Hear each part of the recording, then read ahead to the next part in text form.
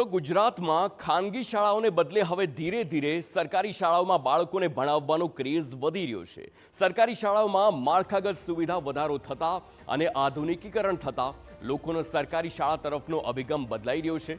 જે સંદર્ભે આજે વાત કરવી છે વડોદરા શહેરમાં આવેલ સરકારી શાળાઓની કે જેના પર વાલીઓનો વિશ્વાસ વધ્યો છે।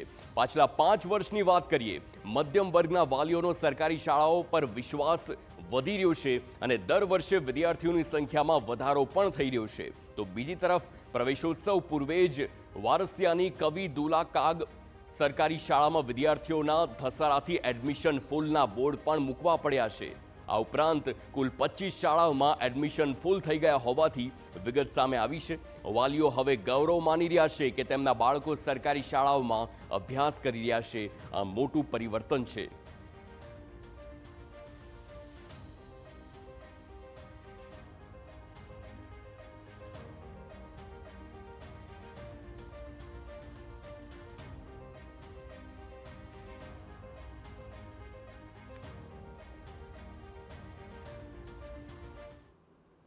પહેલાં મેં એને પ્રાઇવેટ સ્કૂલમાં મૂક્યો, મને ક્રેઝ હતો પ્રાઇવેટ, સરકારીમાં મને એમાં ઇન્ટરેસ્ટ જ નહોતો કે એના કરતાં પ્રાઇવેટ સારી, તો પ્રાઇવેટ સ્કૂલમાં મૂકી જોયો। પછી જ્યારે અમે અટલાદરા આવ્યા તો અટલાદરા એડમિશન માટે ફર્સ્ટ સ્કૂલમાં આવ્યા તો મેડમ ગૌરાંગી મેડમે કીધું કે તમે અહીંયા મૂકી જુઓ કે તમને કેવું લાગે છે એમ। અહીંયા કોઈ પ્રાઇવેટ સ્કૂલ નથી, પહેલી વખત અમે આવ્યા રહેવા, તો પછી એને અહીંયા આગળ મૂક્યો પ્રાઇવેટ ગવર્મેન્ટ સ્કૂલમાં।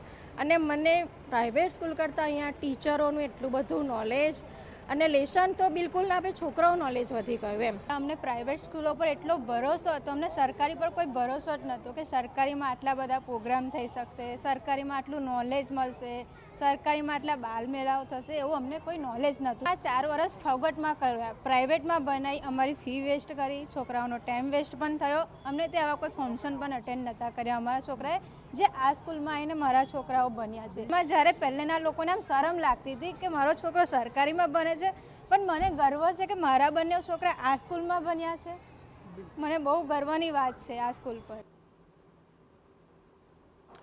વાલીઓ તો ઠીક, પણ બાળકો પણ આ શાળાઓમાં અભ્યાસ કરવા માટે ખૂબ જ ઉત્સાહિત છે। બાળકો પોતે કહી રહ્યા છે કે આ શાળા જોયા પછી લાગ્યું જ નથી કે એ સરકારી શાળા છે। આ ખાનગી શાળા કરતા તેને પણ ટક્કર આપે તે પ્રકારની શાળાઓ છે।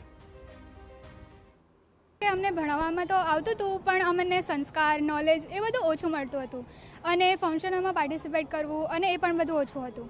પણ જ્યારે અહીંયા આ સ્કૂલમાં આવ્યા ત્યારે સંસ્કાર, એજ્યુકેશન અને ભણતર બધું એક સાથે મળે છે, બેસ્ટ બિલ્ડિંગ પણ મળે છે। સરકારી સ્કૂલ સરકારી જેવી લાગતી નથી, મને તો પ્રાઇવેટ સ્કૂલ લાગે છે। ઉલટી પ્રાઇવેટ કરતાં પણ પ્રાઇવેટને ટક્કર આપે એના જેવી સ્કૂલ છે આ। મિત્રો તો મારા અહીંયા જેવા મળ્યા છે, મને અપેક્ષા નથી કે મને આવા સારા મિત્રો મળશે જે મને કોમ્પિટિશનમાં મને પાછા પાડી દે એવા મિત્રો મળ્યા છે મને। ચાલુ સત્રમાં શહેરમાં બાલવાટિકાથી ધોરણ 8 સુધીમાં 5076 વિદ્યાર્થીઓએ સરકારી શાળામાં પ્રવેશ મેળવ્યો છે, જ્યારે શિક્ષણ સમિતિની શાળાઓમાં આ વખતે નોંધપાત્ર વિદ્યાર્થીઓએ પ્રવેશ લીધો છે, જેમાં 787 બાળકો એવા છે જેમણે ખાનગી શાળા છોડી સરકારી શાળા પસંદ કરી છે। આ માટે વિદ્યાર્થીઓને અભ્યાસની સાથે સંસ્કારો પણ મળે તે પ્રકારે આયોજન કરવામાં આવ્યું છે। શાળાઓમાં એડમિશન ફૂલની વાતો જે આવી રહી છે, પણ એનો અર્થ એ નથી કે એડમિશન વાળીને મળતું નથી। એડમિશન ચોક્કસ આપીએ છીએ। ત્યાંનું જે તે સ્કૂલની ક્લાસરૂમ ઇન્ટેકની જે વ્યવસ્થાઓ છે એને લઈને આવી વાત સામે આવે છે, પણ કોઈ પણ બાળક વંચિત ન રહી જાય એડમિશનથી, એનું પણ અમે ખાસ ધ્યાન રાખીએ છીએ। અમારી પાસે જે અમારી શાળામાં આવે છે એને લર્નિંગ એક્સપિરિયન્સ કઈ રીતે સારા મળે અને NEP 2020ને એકોર્ડિંગ એને એલાઇન અપ થઈને અમે કઈ રીતે ક્લાસરૂમ ટીચિંગમાં વધુને વધુ ક્વોલિટી આપી શકીએ, સમિતિના શિક્ષકો, આચાર્યશ્રીઓ સતત આના તરફ અગ્રેસર છે।